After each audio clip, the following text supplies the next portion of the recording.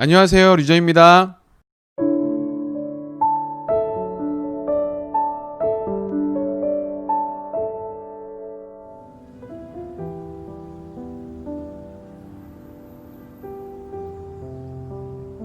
여러분, 신앙이 좋다라는 것은 어떤 의미를 가질까요? 이 사람 참 신앙이 좋다라고 할 때 그것의 근거와 기준은 무엇일까요? 우리가 깊은 교제를 나누고 있는 사람이 아니라면은 사실 겉모습만 보게 될 경우가 많은데요. 아마도 우리는 교회 공동체 사람들의 예배 모습 내지는 SNS의 글이나 사진들을 보면서 그 사람들을 판단하고 있지는 않을까 싶습니다. 그래서 가장 많이 보게 되는 것이 예배의 태도일 텐데요. 아마 성경 읽기, 찬양하는 모습, 기도 모습, 말씀 듣는 태도로 그의 신앙을 가장 먼저 평가하지 않을까 싶습니다. 옛날에 한국 교회에 아주 유명한 구호가 있었는데요. 삶의 예배를 회복하자 였습니다.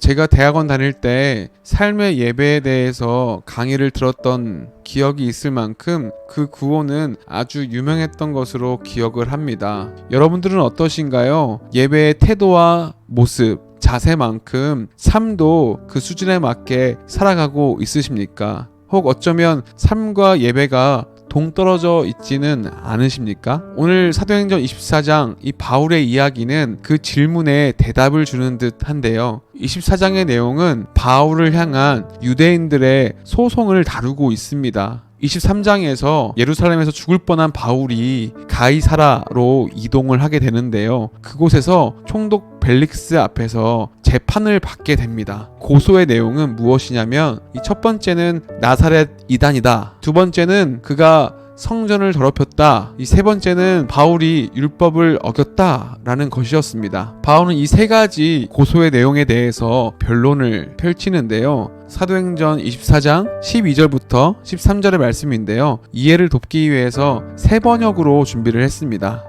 그리고 나를 고발한 사람들은 내가 성전에서나 회당에서나 성내에서 누구와 논쟁을 하거나 군중을 선동해서 모으거나 하는 것을 보지 못하였습니다. 지금 그들은 내가 한 일을 들어서 고발하고 있지만 총독님께 아무 증거도 제시할 수 없습니다. 바울은 자신의 변론에서 자기를 고발한 유대인들이 그 내용 중 어떤 것도 증명할 수 없음을 말하고 있습니다. 그리고 바울은 자신의 거리낌 없는 양심을 들어서 자기를 변호하고 있지요. 말씀 15절과 16절의 말씀인데요. 그리고 나는 하나님께 소망을 두고 있는데 나를 고발하는 이 사람들도 그 소망이 이루어지기를 고대하고 있습니다.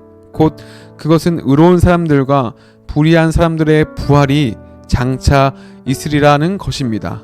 그러므로 나도 언제나 하나님과 사람들 앞에서 거리낌 없는 양심을 가지려고 힘쓰고 있습니다. 바울은 자신과 논쟁할 수 있는 것은 죽은 자의 부활과 그리스도의 부활뿐이라고 말하고 있습니다. 오히려 다른 내용들은 그들이 증명할 수 없다라고 이야기하죠. 실제로 바울은 성전에서나 회당에서나 그리고 총독 벨릭스 앞에서나 부도덕하고 비윤리적인 삶을 산 적이 없습니다. 오히려 바울은 자신의 마음에 하나님의 법을 새겨서 세상의 어떤 도덕과 윤리 그리고 유대교의 율법보다도 우위에 있는 삶을 살고 있다고 말하고 있습니다. 바울의 이러한 주장은 사도행전 전반에 아주 잘 나타나고 있지요. 자신의 삶으로 자기가 가지고 있는 신앙의 정당함을 바울은 말하고 있습니다. 이러한 바울의 모습은 총독 벨릭스의 모습과도 대치가 되고 있는데요. 바울은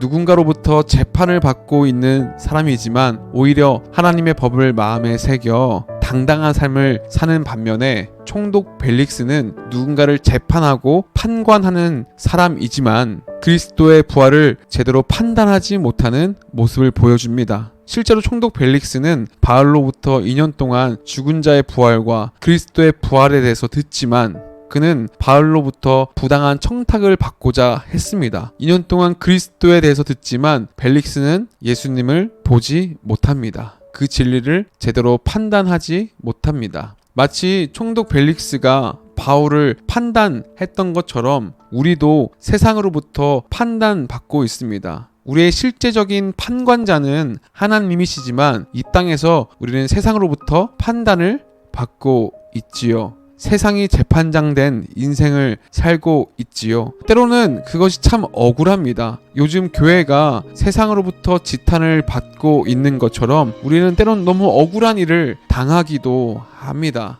그런데 그 억울한 일 가운데 우리는 이 바울의 당당함을 보고 배울 필요가 있습니다. 이 거리낌 없는 양심을 우리가 보고 배울 필요가 있습니다. 여러분들은 세상 앞에서 당당하십니까? 사실 저도 이 말씀을 읽고 참 부끄러웠습니다. 제가 예배당 앞에서 찬양하는 찬양 인도자이지만 그 찬양의 수준만큼 살고 있지 못할 때가 참 많거든요. 여러분들은 어떠십니까? 여러분의 신앙은 당신의 생활로 증명이 됩니까? 신앙 생활이라는 것이 무엇입니까?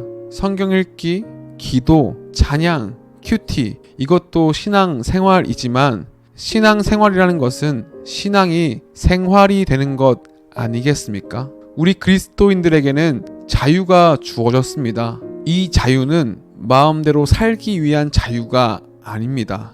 옳은 것을 선택할 수 있는 자유이겠지요. 오늘 그 자유를 마음껏 부리면서 사시는 여러분 되었으면 좋겠습니다. 참 어려울 것입니다. 그래서 작은 것부터 시작했으면 좋겠습니다. 혹시 부정한 방법으로 자신의 삶을 살고 있다면 그것을 즉시 멈추시고 거리낌 없는 양심으로, 거리낌 없는 자유로 오늘 하루를, 이번 한 주를 살아내시기를 소망합니다. 그렇다면 우리는 더욱더 떳떳하고 자유로운 구원을 말하는 인생이 되지 않겠습니까? 그 은혜가 오늘 저와 여러분에게 있기를 소망합니다. 제가 기도하겠습니다. 살아계신 하나님, 오늘 하루 거리낌 없는 양심으로 살기를 소망합니다. 우리의 신앙이 삶이 되도록 살아가겠습니다. 예수님의 이름으로 기도드립니다. 아멘. 오늘의 기도 제목입니다. 하나님의 법을 마음에 새겨 거리낌 없는 양심으로 살게 하여 주십시오. 거리낌 없는 양심으로 살아갈 때 용기와 힘을 주세요. 이 시간 함께 기도하겠습니다.